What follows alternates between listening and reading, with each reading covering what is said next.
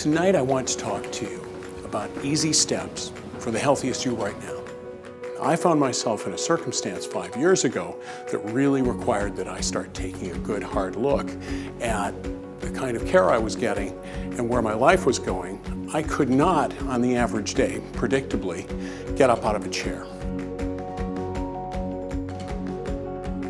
By the time I went to see somebody in 2008 at OHSU, the head of their spinal clinic, he looked at me and said, "Walk across the room for me." Well, walking was not easy at all. But he looked at me and said, "You've still got a good gait." He said, "You've got another 3 months. But after that, you'll never walk again." I was a guy who rode Cycle Oregon. I went out on week-long bike rides that were 400 or 500-mile bicycle rides. I had a really active life. And I slowly found that I had two problems going on at the same time. They were both very big problems. One is arthritis, which was crippling. On the other side, I had low thyroid. Now, if you're 18 years old, age-weighted medicine is really your friend. But if you're 50 or 60 or 70 years old and you walk into a doctor's office and say, "I have this problem," they look and say, "Well, you know, you're 60 or 70 years old. You've had a good life."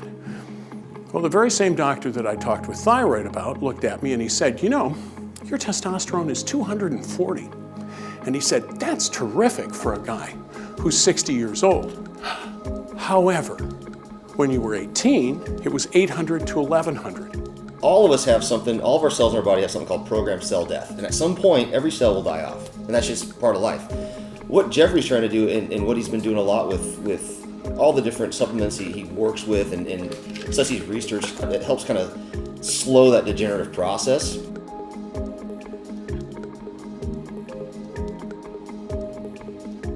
I had a surgeon calling me up going, "When are you coming back for the next surgery? You're going to need those surgeries." And I said, "Well, I'm taking vitamin K2. I'll let you know how that goes." That was 5 or 6 years ago. And I really found myself in a circumstance where I was seeing doctors and I was seeing people that I trusted and it wasn't working. And I'm fortunate enough to have a background where I've worked, as I have a degree as a research historian, I've worked as a correspondent for ABC, CBS, The Wall Street Journal. So I'm used to looking for answers that aren't necessarily obvious.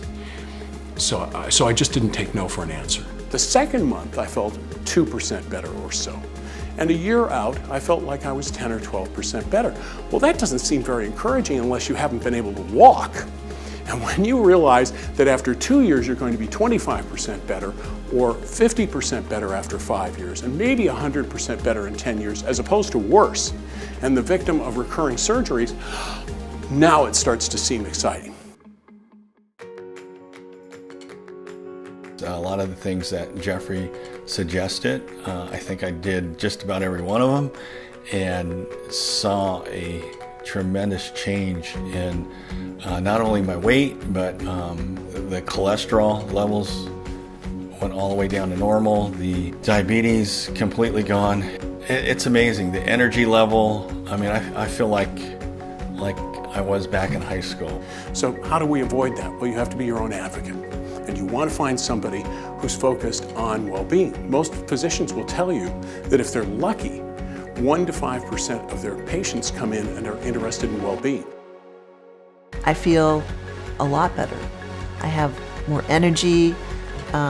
Instead of pushing to get myself to exercise, I don't have to because I incorporate that into my lifestyle, and that along with supplements that Jeffrey recommended and I started incorporating into my lifestyle, I feel really wonderful. I really see stuff that Jeffrey's doing as being an easy and simple solution, and inexpensive a lot of times for some of the problems that people are going through. If you figured out how to save your own life, and I couldn't get up predictably out of a chair or walk 50 or 100 feet, if you figured out how to save your own life, how do you not share that?